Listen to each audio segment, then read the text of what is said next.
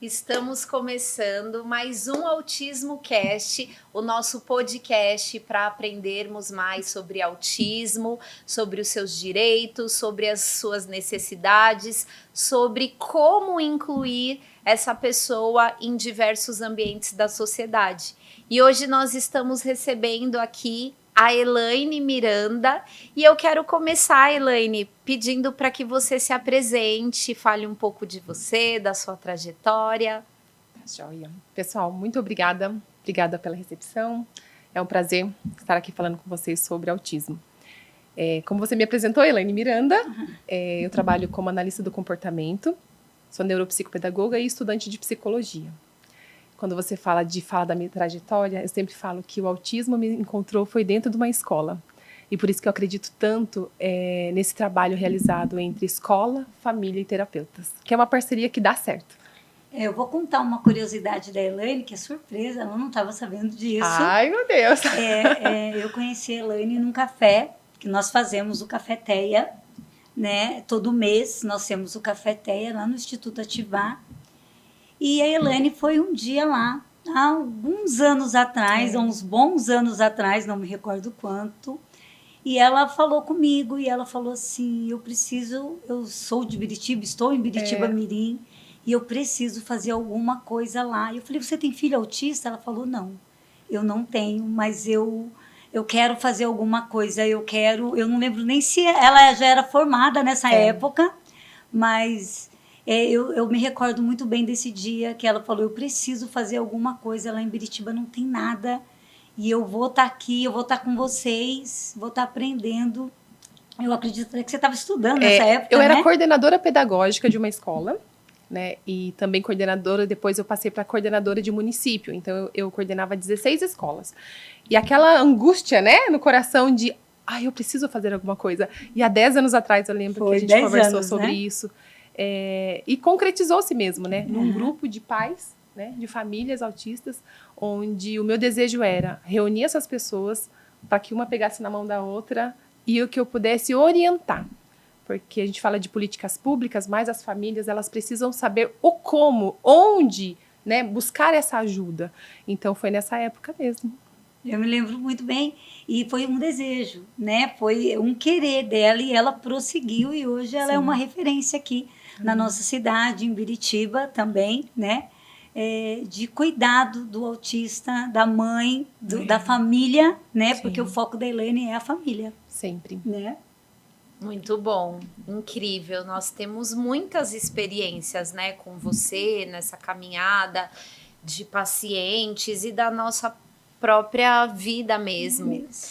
Então, parabéns pelo seu trabalho, por tudo que você contribui, que é imensurável, né? São sementes que durante toda a sua vida você vai colher, não tenho dúvidas. E agora eu vou cortar vocês. Bom, elas começaram falando, mas elas não se apresentaram. E às vezes tem pessoas do mundo inteiro assistindo aqui e querem conhecer quem é essa loira e essa morena bonita que está aqui. Quem são vocês? Não é a do Tchan. Vamos começar. Bom, eu sou a Fátima, mãe do Pedro Lucas, autista de 19 anos. Sou coordenadora do Instituto Ativar Autismo Mogi das Cruzes, que é uma instituição que faz esse trabalho de acolher famílias, de orientar mães, de oferecer algum tratamento, algum recurso, alguma ajuda. E nós temos também o Cafeteia, né, que nós fazemos. Estou junto com a Marcela há mais de 10 anos, não sei quanto tempo, nessa luta em favor da conscientização, da informação, da inclusão verdadeira, que ela ainda está num processo, mas ela ainda não existe. É isso. Eu sou a Marcela, eu sou mãe do Christian, que também é autista, tem 15 anos, e após o diagnóstico do Cris, eu entendi que mesmo diante de tantas dificuldades e limitações, haviam pessoas com ainda mais desafios e que dava para ajudar essas pessoas. Então, eu também faço parte do Instituto Ativar Autismo Mogi das Cruzes. A minha formação é na área da educação alguns anos atrás eu escrevi um livro chamado Este Lugar Também é Meu, que fala sobre a inclusão da pessoa com deficiência, de uma forma geral, em diversos ambientes, escola, igreja, e até uma curiosidade, foi abordado nesse livro a inclusão na família, que embora seja óbvio, isso não é real. Não mesmo. Quantas vezes a exclusão começa ali, dos próprios pais, dos avós, enfim. Nós, dentro do trabalho do Autismo Mogi das Cruzes, nós temos o projeto CRI, que é um projeto de intervenção precoce.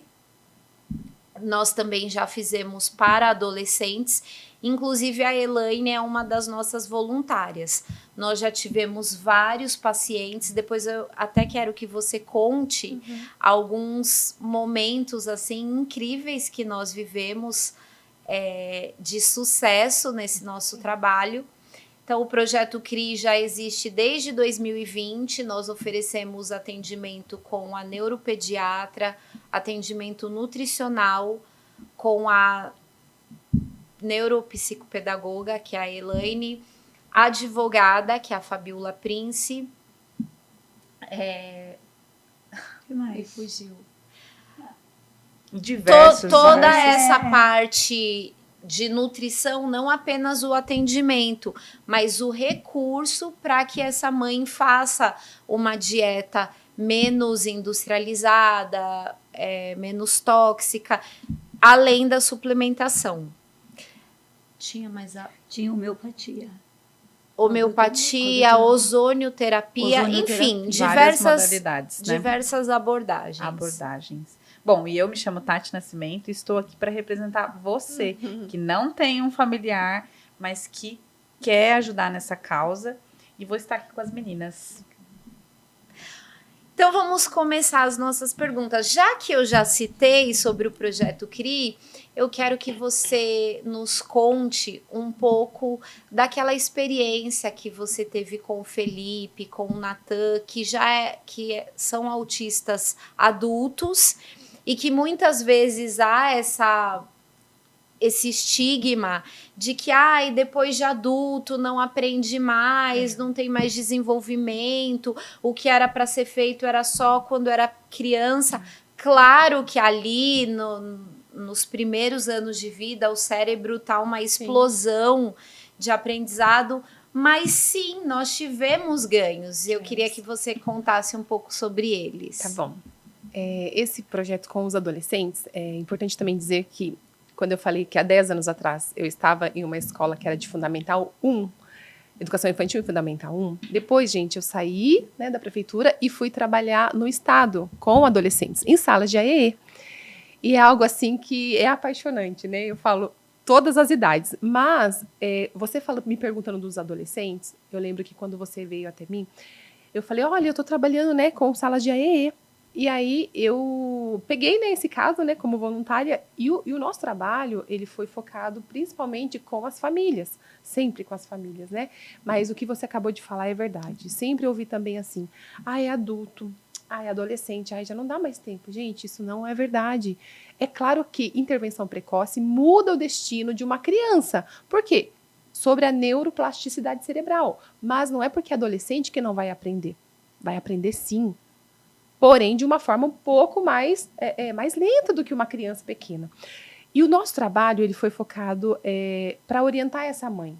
Porque esse adolescente já não estava nem na escola mais, né? Então, coisas básicas da casa, ele não tinha essa autonomia. Então, o nosso foco era o quê? Ensinar essa mãe o como fazer em casa.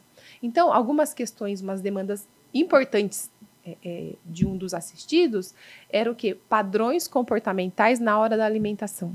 Mas, assim, era extremo. Uma rigidez cognitiva imensa. Porque toda criança cresce, né? Então, se a gente não trabalha essa rigidez enquanto criança, quando se torna adolescente, isso aí vai aumentar. Então, a maior questão nossa com esse adolescente do projeto foi trabalhar essa rigidez, que por vezes desencadeava crises nesse adolescente. E ele era muito grande. Ele era enorme. Além dessa questão fisicamente.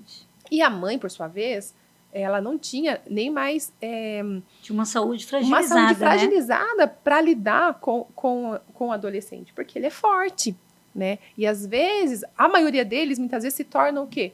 Tem comportamentos interferentes, que a gente fala, de agressividade, por falta de comunicação.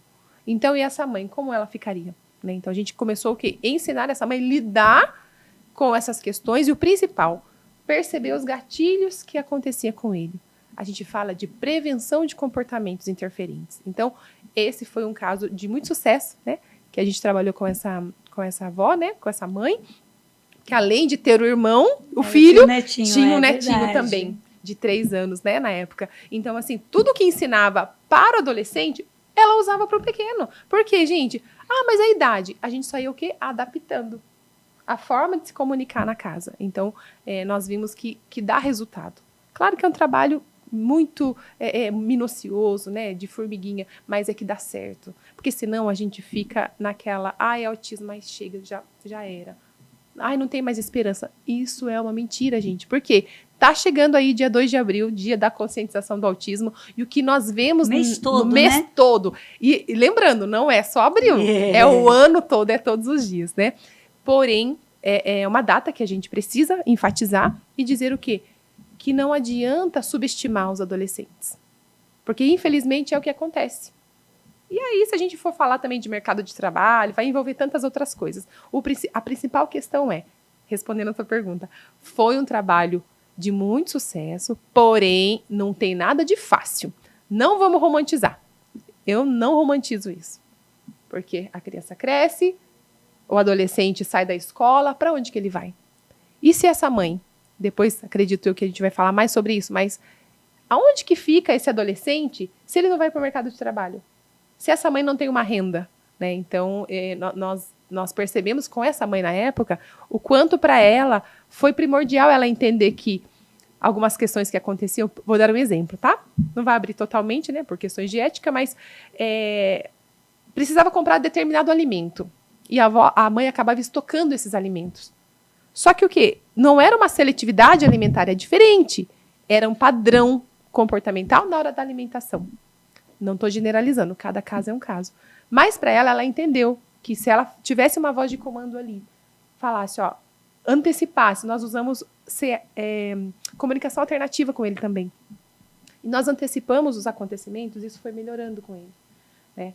Hoje ele já está aí, adulto, né? Na verdade, a gente não teve até mais contato, acredito que você tenha mais contato com ela, mas foi um caso onde a mãe agradecia muito, né? Sabendo que tinha como, sim, melhorar a vida daquele adolescente. Eu lembro que tinha uma questão que ela estocava alimento no freezer e a partir dela não estocar mais, ele se abriu para experimentar novos alimentos. Então, olha como uma mudança simples, ao alcance de todos, ela é tão poderosa. Também eu lembro que tinha uma questão do local que ele dormia. Você se lembra desse fato para contar? Toda a cama quebrava. Ele quebrava. Toda a cama que ela comprava, ele ia lá e quebrava. Primeiro pelo sobrepeso e tal. Mas aí nós antecipamos para ele. Essa é a última. Se você quebrar, você vai dormir no colchão. Eu não vou comprar outra. E foi antecipado e com imagens também. Só que ela tem que sustentar isso. E é a parte mais difícil para vocês pais. E eu sei, e eu não o julgo. Porque assim, falar é uma coisa. O terapeuta chegar e falar é uma coisa. Quem vive 24 horas no autismo é totalmente diferente. E aí que vem essa questão de não julgamento, mas orientar os pais também. Só que eu brinco também com os pais. Eu não poupo pais, hein? No sentido do que, o caminho é esse, quer fazer? Tem consequências também. E aí, nessa época, até onde a senhora quer ir? Porque não adianta eu impor alguma coisa para os pais. Se eles também não estão o quê? Abertos e a fazer aquilo, no sentido de, não por não querer trabalho, né, saúde mental, não sei se eles vão dar conta. E ela falou, não, eu vou aguentar, eu quero, você me ajuda? Falei, te ajudo, vamos embora então. E aí nós antecipamos para ele. Ele ficou muito bravo no começo, muito mesmo. Só que ele entendeu que o dia que ele sabia que não ia ter mais, ele não quebrou mais. Mesma coisa de andar na rua, lembra? Sim. Não andava.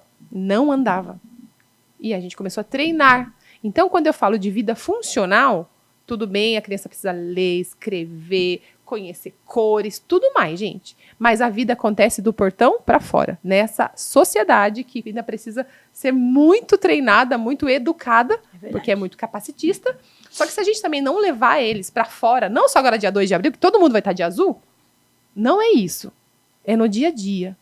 De onde esse adolescente, quando saía para a rua, saía correndo, eu ensinar como andar na rua. Mas é de uma forma gradativa que a gente fez isso. Foi bem trabalhoso. A mãe queria desistir no meio do caminho. Eu falei para ela, calma, tempo ao tempo. Mas eu preciso que você tenha constância. Quando ela entendeu que a constância dela fazia o progresso, as coisas começaram a fluir.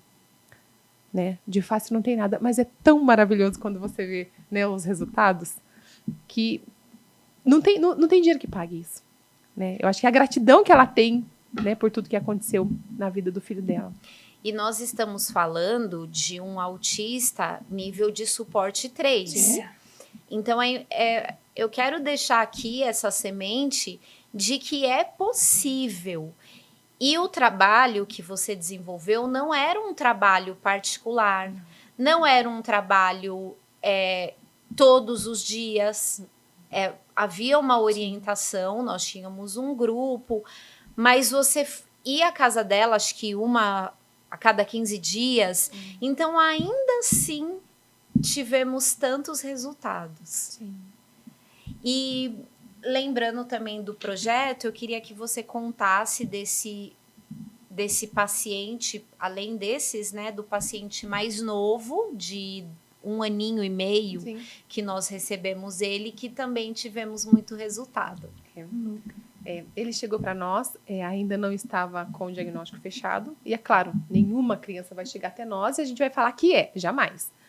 Até nós falamos, gente, está com atraso no desenvolvimento. Lembrando, nós não somos médicos para chegar e diagnosticar ninguém. Só que está com atraso no desenvolvimento, para que esperar? Esperar o quê? Vamos estimular essa criança da forma correta. Então, ele chegou, só que ele fechava critério, sim. Aí eu fui até a escola, né, numa creche, pedimos autorização, a diretora foi muito solícita, né, com a gente, e eu fiz o meu relatório comportamental, apliquei um teste de sinais de atraso, né, e a gente encaminhou ao neuropediatra. E o neuropediatra fechou o diagnóstico dele, porque fechava, tinha critério. E aí a gente começou as intervenções, isso mesmo antes de fechar o diagnóstico. E uma criança, assim, zerada em habilidades, né? E já estava com bastante comportamentos inadequados na escola também. E a gente ensinando essa avó, né? Gente, uma avó, veja só. E ia a cada 15 dias, né, no projeto. E a gente foi ensinando ela como fazer. E em paralelo com a escola também. Então, ensinando quem? O professor e a ADI, que é o auxiliar de desenvolvimento infantil que tem nas creches. Elas ficam 8 horas por dia com essa criança. Imagine essa profissional treinada, o quanto ela pode proporcionar momentos de aprendizado para essa criança. Então, essa criança chegou zeradinha, a gente começou a ensinar o apontar, começamos a ensinar o sentar dessa criança, principalmente o contato visual, que não tinha. Começamos a ensinar a imitação. Agora ele já está fazendo o quê? Soltando as primeiras palavras. Né? Uau.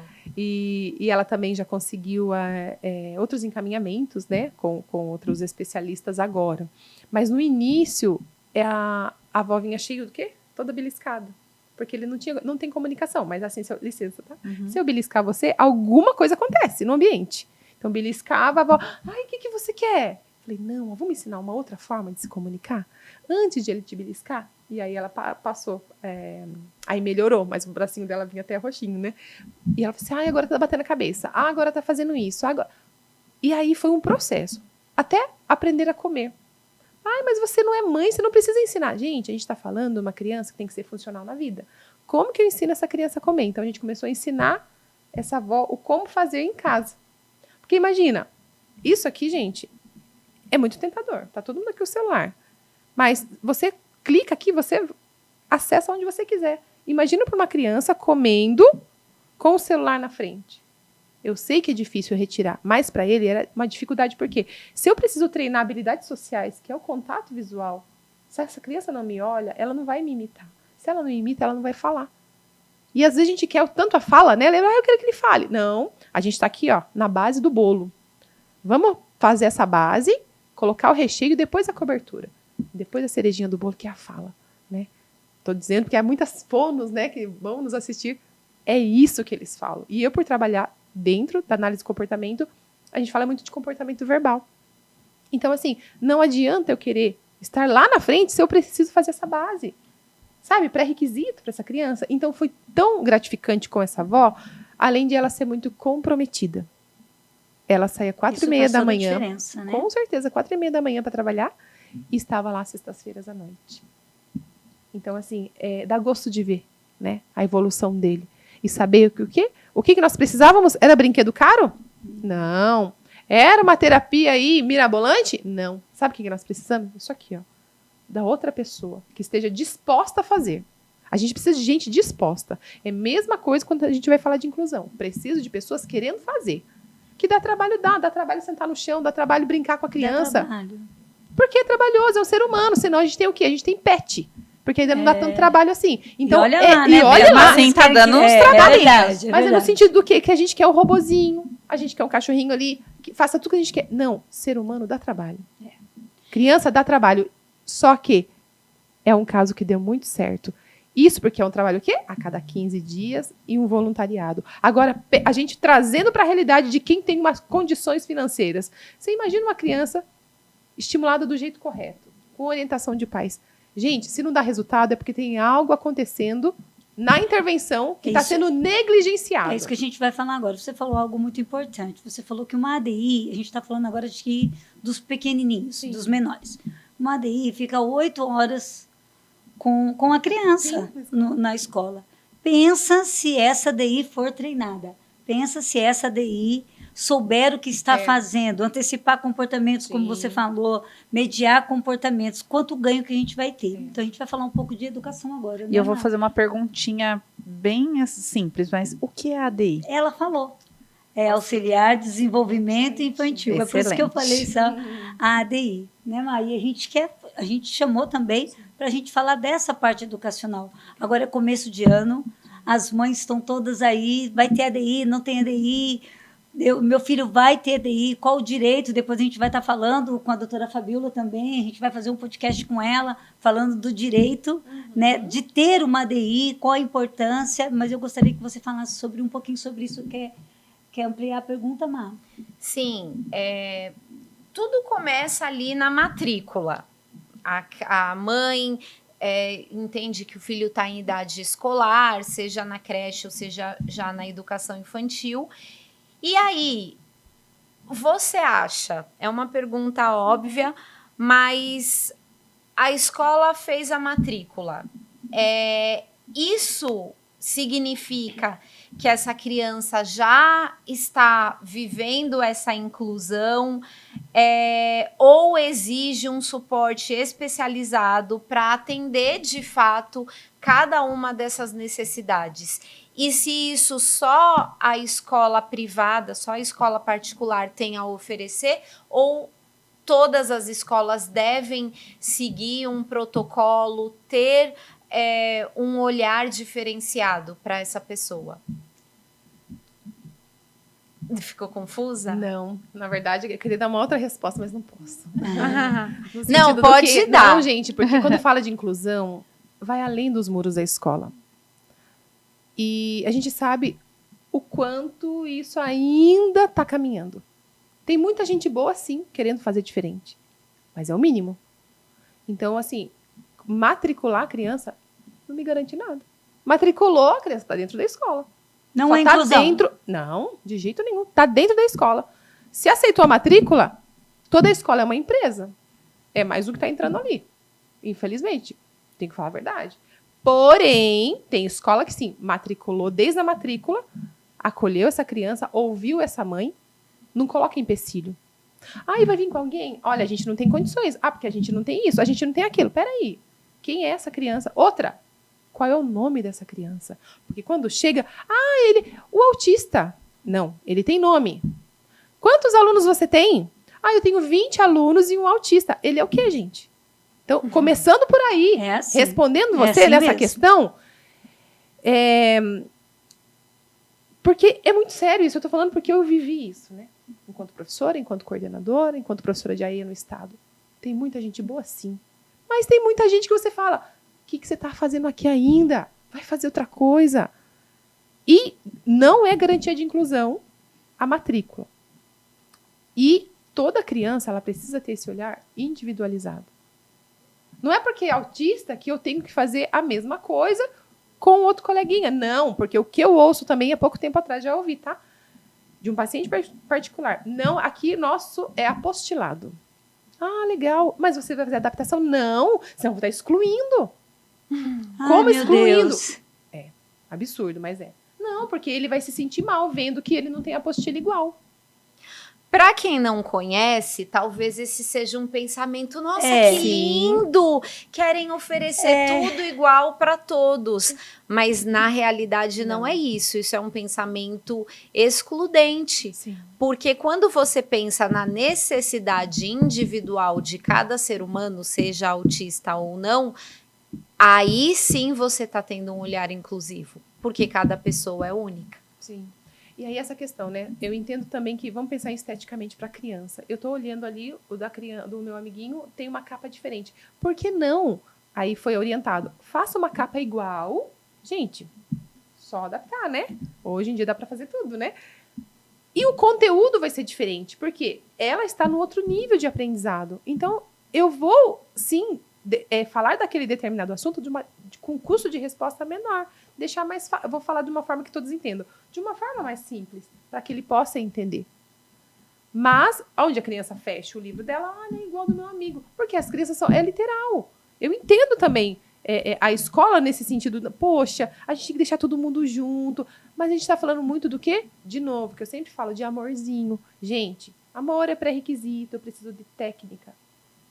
Porque senão vai ficar romantizando até quando?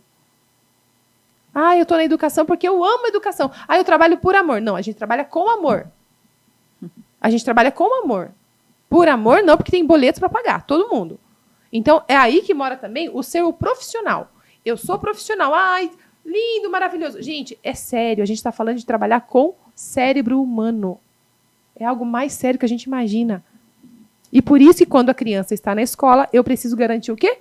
Realmente que ela aprenda. Porque se socializar, a maioria, eu não estou generalizando, mas eu já peguei casos assim, no papel onde o médico coloca, ou terapeutas.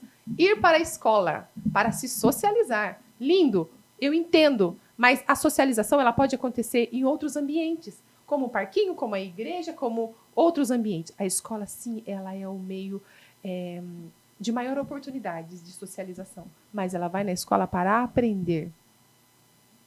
Se socializar também, mas ela vai para aprender. Você agora falou sobre essa questão pedagógica. Quais as ferramentas, quais os recursos que um professor pode utilizar para, de fato, identificar que esse aluno está aprendendo, e esse aluno autista, e não está ali só como um número, só ocupando uma cadeira? Qual é o... Eu vou falar uma palavra não tão comum, mas qual seria o protocolo? Você, como uma profissional da área, e um professor também, para aplicar com esse aluno TEA. Tá. Hoje a gente sabe que assim, não tem uma obrigatoriedade, né? Tipo, você tem que aplicar tal protocolo. O professor faz a avaliação pedagógica dele. O professor tem lá a avaliação pedagógica. No início do ano faz a sondagem. Como que essa criança chegou?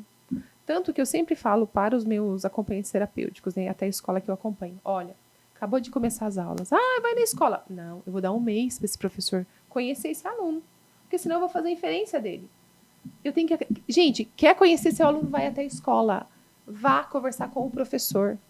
Não tem especialista melhor do que o professor que conhece a criança, que fica lá 20 horas mínimo por semana. E esse professor, a gente fala do ideal e do real, tá bom?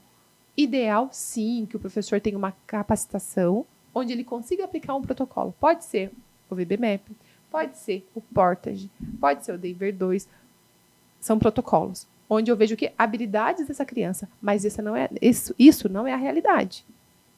Só que esses protocolos não são também uso exclusivo de psicólogos, Isso. não é. Então, ele é um protocolo de habilidades que o professor pode ter acesso, né? Só que aí tem que partir de quem?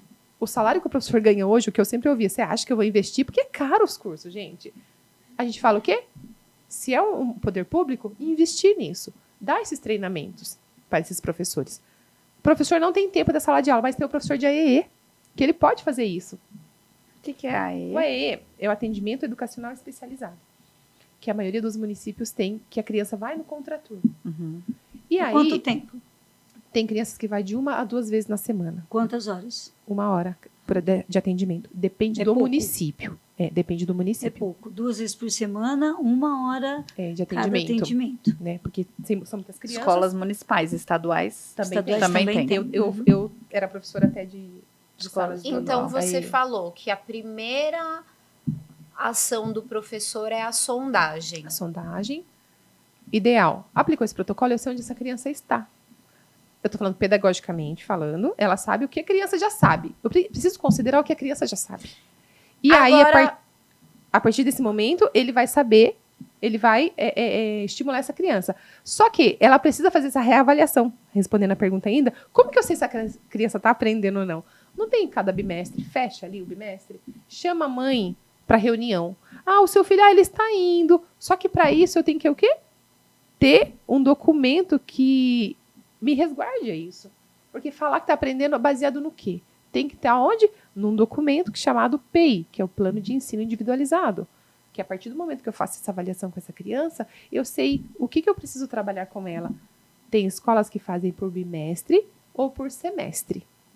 Porque se são 10 objetivos eu trabalhar com essa criança, por que eu vou colocar 10? Não vou dar conta, não vai ter consistência, essa criança não vai aprender.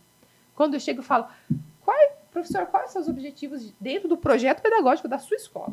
Eu quero isso. Tá. Qual é a prioridade? Coloque aqui a prioridade, porque aí lá na casa, a gente conversa com os pais, a gente ajuda. Tem quem faz terapia, os profissionais vão saber que eles estão fazendo também. Mas tem que ter essa comunicação. Senão a criança, o quê? A gente está em abril. A gente só tem abril, maio, junho.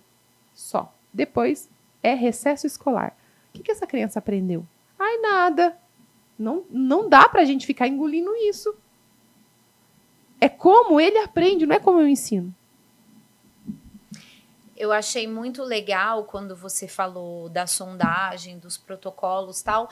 A pessoa não tem habilidade, não pagou o curso caro para saber aplicar os protocolos, mas isso nada mais é do que conhecer essa pessoa. Exatamente. E isso... Não se apegue nisso, não se apegue em protocolos. Exatamente. Eu dei um exemplo. Faça com o que você tem. Eu, na minha época, não tinha nada disso. Pois a Fátima me lembrou. Olha, eu só quero fazer, mas eu não sei como. E eu comecei a buscar. Porque se eu ficasse sentada, até hoje eu estaria na escola sentadinha reclamando que nada acontece. Então, tem que correr atrás, sim.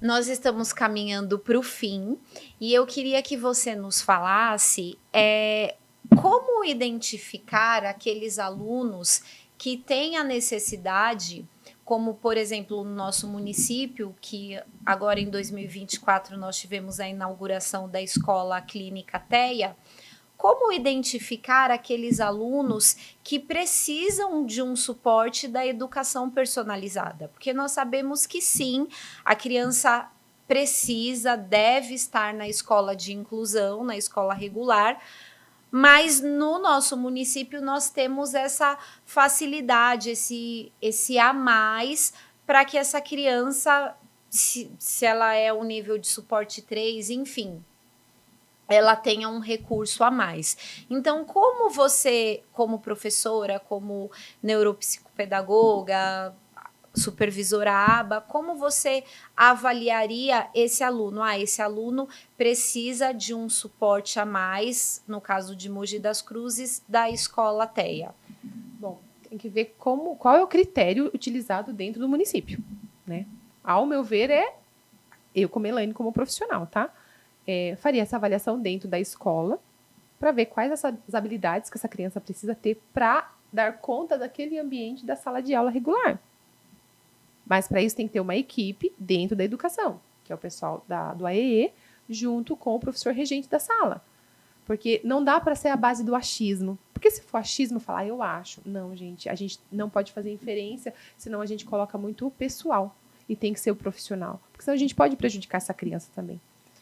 Só para esmiuçar um pouquinho, quais os comportamentos chaves que te levaria a pensar, a colocar nesse relatório que realmente esse aluno precisa desse suporte a mais, além do que a professora dá, do que a ADI dá? Tá. Essa criança, ela entende comando simples, que é pega a água e traz para mim, um exemplo. Sabe comando simples? Que o que eu mais vou usar na sala de aula? Pega o estojo, pega a caneta, caiu a caneta, joga no lixo, traz a agenda para a professora, abre a sua mochila, pega seu lanche. Coisas básicas. Eu não sei esse comando. Então, comando simples, essa questão da comunicação. Como que eu me comunico? Principalmente, questões sensoriais envolvidas. É uma criança que dá conta de ficar no ambiente com muito estímulo? Não são todas, mas tem crianças que sim, têm a questão do processamento sensorial comprometido. E aí é uma criança que não dá conta do ambiente da sala de aula. Só que aí é totalmente individualizado. Eu preciso olhar para essa criança como um todo. Porque senão eu falar esse sim, esse não. Não é, gente. Não é um produto. Então eu preciso ter um olhar muito diferenciado. Mas esses são alguns pré-requisitos. Muitas falam, é pré-requisito usar fralda, gente? Já vi. Não, ele não tá desfraldado e ninguém pode pôr a mão, então ele tem que ficar em casa. Acabei de lidar com há pouco tempo atrás. Isso é injusto. Poxa vida, não tem o cuidador? Que a gente tem que deixar claro também para não confundir o ADI, né, que a gente conversou. Exatamente. Mas não é um pré-requisito, por exemplo, o desfraude. Mas cada município, infelizmente, adota o quê? Uma política. Porque não está claro dentro da educação. Por mais que chegou o parecer 50, que é um documento norteador, onde fala do PEI, mas ainda não está claro, porque cada município faz de um jeito. E por isso que tem toda essa briga, infelizmente, que eu falo dos direitos da pessoa com deficiência, da criança autista, porque cada um fala uma coisa. E confunde quem? Confunde os pais. Enquanto os pais também não forem na fonte, que é a Secretaria da Educação, um bom advogado que fale sobre direitos educacionais, que vá até a diretoria de ensino, você fica vendo na internet. E o tempo vai passando e o aluno acaba não sendo beneficiado com aquele suporte que ele precisava, que pode ser o cuidador, pode ser o mediador ou o professor especializado. Só fazendo o adendo do que a Fátima comentou, do ADI. ADI é um profissional que é concursado da prefeitura. Então, fica ali nas escolas 8 horas por dia. O professor auxiliar é um outro profissional que dá esse suporte também para o aluno. Isso dependendo do quê? Da necessidade. Tá? AT não é obrigação da escola, é um profissional vindo, acompanhante terapêutico, vindo da clínica, ou pode ser particular. Quem que custa? Quem que arca com o custo?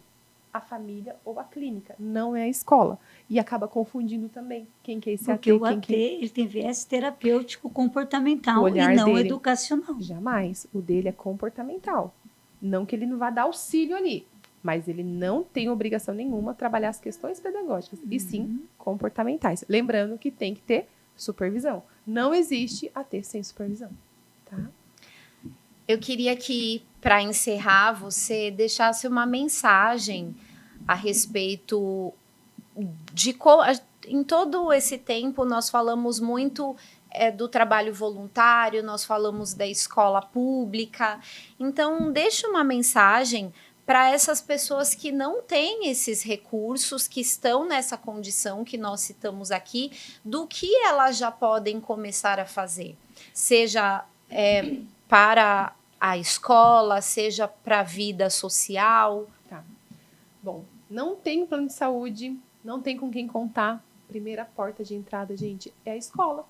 Porque tem 20 horas lá a sua criança na escola. Por isso, tem que ter parceria com a escola. Quando eu falo parceria, Eu sei que é difícil estabelecer, mas os professores também gostam de ser ouvidos também. E não é no portão da escola, é sentar. Sabe, o professor tem as aulas de especialistas. Sente lá com o professor, converse, explique. Leve a carta do seu filho com o que ele gosta, com o que ele não gosta. Deixe para ela assim, ó, meu filho, ó, o reforçador dele é esse. Olha, ele se acalma dessa forma. Porque o professor, com 20 alunos, não tem como saber o reforçador que ele... é um objeto de prazer. Isso. Enfim. O reforçador, a gente fica tão à vontade, né, para falar dos termos técnicos. O que é reforçador? Aquilo que a criança gosta. Por exemplo, o carrinho do Hot Wheels. Esse é o reforçador dessa criança. Então, se a professora não sabe, como que ela vai também entrar em conexão com aquele aluno, sendo que eu não sei. Às vezes a professora está trazendo o Sonic, ele detesta o Sonic. Aí a criança vem com a atividade, a criança faz o quê? Rasga a atividade. Eu fiz tão linda a atividade. Poxa, olha a falta de comunicação com a família. Era só saber que ele gostava do Hot Wheels. São coisas simples, gente, mas faz uma diferença enorme no dia a dia. Então, a porta de entrada é a escola. Eu não vou falar do SUS, porque a gente sabe que não tem como contar, né, com profissionais no SUS, mas se na sua cidade tiver o CAPS, né, é importante ir até lá. Aqui em Mogi, no caso, tem também o CAPS e tem a clínica escola. E tem cidades que tem o BS, mas não tem como contar com os profissionais. Independente, vá até o CRAS, vá até o CREAS, busque ajuda na assistência social. Só não aceite ficar ouvindo não. Por quê? Políticas públicas é isso, né? A gente tem que ir em busca e de pessoas também que estão lá liderando para que faça valer os nossos direitos, né? Porque senão a gente vai ficar só como as pessoas simpatizantes da causa. E isso a gente não precisa. Obrigada, Elaine. Você é com a gente, né? Muitas vezes vocês vão estar vendo a Elaine aqui, porque ela é a nossa voluntária, ela está com a gente desde há muito tempo. E obrigado, você tem contribuído muito para essa causa. É muito bom quando a gente vê profissional tão engajado, né? Porque a gente fala sempre, quando a gente está envolvido diretamente, você é uma profissional, mas você é uma profissional que está envolvida, como você falou, eu trabalho com amor, não por amor, mas com amor. Então, obrigada, viu? Eu que agradeço. Eu também não falei, mas eu escrevi alguns livros, né? Eu tenho 6 livros. Um deles eu fui coordenadora editorial, onde eu falo da escola, Família e Terapeutas. Eu trouxe um de presente para o projeto. Obrigada. Vamos deixar todos os títulos dos seus livros aqui embaixo. Os contatos também, para quem quiser convidar tanto a Elaine, a Fátima, a Marcela, para que a sua empresa, a sua escola, o seu ambiente de trabalho, para que você também seja esse agente de inclusão. E se você tem dúvidas, elas disponibilizam conteúdos maravilhosos e o contato de todas elas vai ficar aqui embaixo para você fazer o convite, para elas irem até o seu estabelecimento, a sua escola, igual eu falei, a sua empresa, né? A gente vai deixar o da Fabiola também sobre direitos. Então, todos os contatos vão estar aqui. Convide, seja um agente de inclusão. É isso. Porque lugar de autista, gente, é em todo lugar. É isso aí. Obrigada, Elaine. Obrigada a vocês.